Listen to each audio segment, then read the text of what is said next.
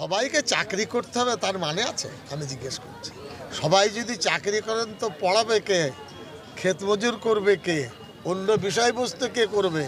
রাজ্য সরকার গভীরভাবে ভাবে আমাদের সরকার যত চাকরি দিয়েছে এবং এইভাবে মানুষকে প্রতারিত করেনি, বাম জামানায় প্রতারিত হয়েছে, আমরা প্রকৃতপক্ষে চাকরি দিচ্ছি, এখন লোভ হয়েছে সবাই পাচ্ছে আমরা পাবো, তো লাইনে দাঁড়ান তবে তো টিকিটটা পাবো।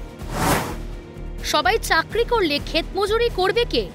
এই প্রশ্নটা আর কেউ নয়, করেছেন রাজ্যের মন্ত্রী সিদ্দিকুল্লাহ চৌধুরী। বৃহস্পতিবার জামালপুরে বইমেলা উদ্বোধন করতে গিয়ে মন্ত্রীর এই চাকরি প্রার্থীদের প্রতি তাচ্ছিল্যের প্রশ্ন করাকে কেন্দ্র করে গতকাল থেকেই সরগরম রাজ্য রাজনীতি। বছর পার করে রোদ ঝড় বৃষ্টিকে উপেক্ষা করে যারা রাজপথে বসে নিয়োগের অপেক্ষায় যে চাকরি প্রার্থীদের দিন গুজরান, তাদের প্রতি খোদ মন্ত্রীর এই উদাসীনতায় ক্ষুব্ধ মাতঙ্গিনী হাজরার মূর্তির পাদদেশে অবস্থানরত হাজার হাজার ভাবী শিক্ষক শিক্ষিকা। তীব্র ক্ষোভ প্রকাশ গ্রুপ সি গ্রুপ ডির চাকরি প্রার্থীদেরও। শুক্রবার মাতঙ্গিনী হাজরার মূর্তির পাদদেশে বিবেকানন্দের জন্মদিন পালনের পর পাল্টা প্রশ্ন চাকরি প্রার্থীদের। যদি ক্ষেত মজুরি করার হতো তাহলে এত অর্থ ব্যয় করে কেন এই পড়াশোনা শেখা?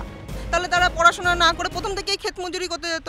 আমরা টেট পাস করেছি, তার আগে পড়াশোনা করেছি, তারপরে বিএড করেছি, ট্রেনিং করে, এখন নিশ্চয়ই ক্ষেত মজুরি করবো না। যদি আমরা ক্ষেত মজুরি করতাম তাহলে তো আগেই করতাম, তাহলে এতদিন অনেক টাকা পয়সা জমিয়েও ফেলতাম হয়তো ক্ষেত মজুরি করে। এতদিন যখন ক্ষেত মজুরি করিনি, কষ্ট করে পড়াশোনা করেছি, তারপর ট্রেনিং করেছি, টেট পাস করেছি, সমস্ত শিক্ষক হওয়ার জন্য যে সমস্ত ক্রাইটেরিয়া দরকার সমস্তই আমাদের মধ্যে, তাহলে আমরা কেন ক্ষেত মজুরি করবো? টিকিট কেটে আর যদি ক্ষেত মজুরিই করতে হয় তাহলে যারা সাদা খাতায় চাকরি পেয়েছে তাদের বের করে, যারা পরীক্ষা না দিয়ে চাকরি পেয়েছে তাদের বের করে, তাদের দিয়ে ক্ষেত মজুরিটা করান। ছেলে মেয়ে রাস্তায় ঘুরে ঘুরে বেড়াচ্ছে, যেখানে হাজার হাজার ছেলে মেয়ে সাদা খাতা দিয়ে চাকরি পেয়েছে, সেই পরিপ্রেক্ষিতে যোগ্য মেধা তালিকার যে সমস্ত ছেলে মেয়ে আছে তাদের চাকরির ব্যবস্থা এই সরকারকে করতে হবে, ওই গ্রন্থাগার মন্ত্রীকে করতে হবে। মন্ত্রী বলেছিলেন লাইনে দাঁড়ান তবেই তো মিলবে টিকিট। কোন লাইনে দাঁড়িয়ে টিকিট পাওয়ার কথা বললেন তা স্পষ্ট করেননি তিনি। কিন্তু চাকরি প্রার্থীরা মন্ত্রীর এই মন্তব্য মানতে নারাজ। তাদের দাবি যারা সাদা খাতা জমা দিয়ে চাকরি পেয়েছেন তাদের প্রাধান্য না দিয়ে একবার বিক্ষোভস্থলে এসে দেখে যান, এই সরকার নিয়োগ দিতে বাধ্য। মন্ত্রীর মন্তব্য অত্যন্ত দুঃখজনক, হতাশাজনক। আমাদের যেটা মনে হয় যে নেতা মন্ত্রী হওয়ার জন্য তো কোনো যোগ্যতা মান নেই এ রাজ্যে বা এ দেশে, তো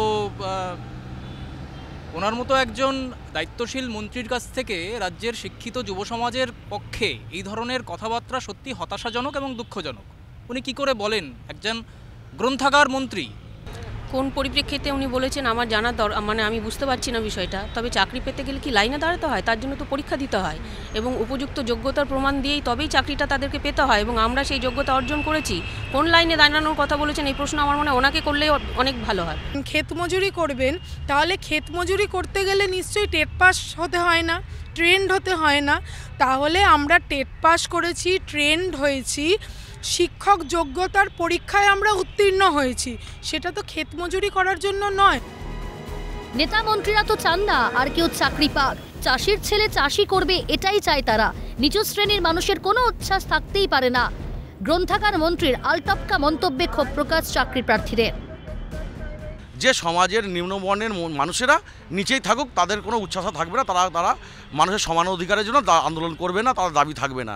আমার ভারতবাসীকে যে যিনি চাষ করছেন তার ছেলে চাষিই হবে এবং যিনি ক্ষেত মজুরি করছেন তিনি ক্ষেত মজুরি হবে। কিন্তু আমাদের ভারতের সংবিধান অনুযায়ী যোগ্য প্রার্থী অর্থাৎ যারা পড়াশোনা করে নিজেকে প্রতিষ্ঠিত করতে চায় তাদের কিন্তু সেই অধিকার দেওয়া রয়েছে। এটি কোনো নির্দিষ্ট পরীক্ষা বা কোনো একটি পদের জন্য সে যদি নিজেকে যোগ্য প্রমাণ করতে পারে তাহলে তাকে আটকানোর অধিকার কারোর নেই। পাশাপাশি গ্রন্থাগার মন্ত্রী সিদ্দিকুল্লাহ চৌধুরী আজকে চাকরি প্রার্থীদের নিয়ে মন্তব্য করেছেন, যেই মন্তব্য অপমানজনক লেগেছে চাকরি প্রার্থীদের। তারা বলছেন সিদ্দিকুল্লাহ চৌধুরীর যে মন্তব্য তার তীব্র প্রতিবাদ করছেন তারা এবং পাশাপাশি ধিক্কার জানাচ্ছেন তার মন্তব্যের।